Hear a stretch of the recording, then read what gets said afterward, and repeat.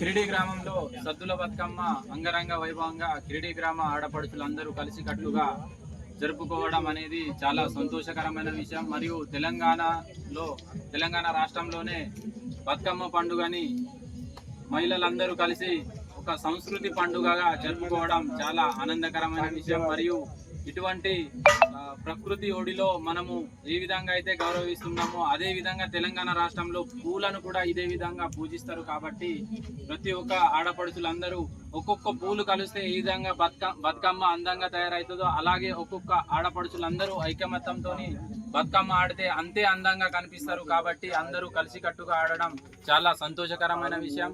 మరియు ప్రతి సంవత్సరం లాగానే ఈ సంవత్సరం కూడా మాలీ సంక్షేమ సంఘం ఆధ్వర్యంలో మేము ఎవరైతే బతుకమ్మని ఆకర్షణీయంగా అందంగా తయారు చేస్తారో వాళ్లకు మొదటి బహుమతి ఇవ్వడం అనేది జరుగుతుంది.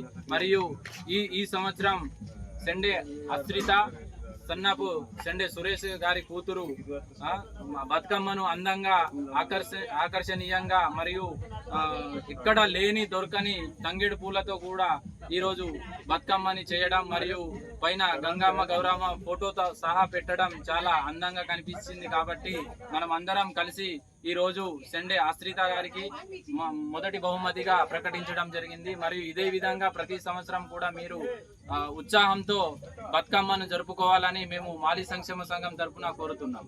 జై జ్యోతి, జై క్రాంతి, జై తెలుగు.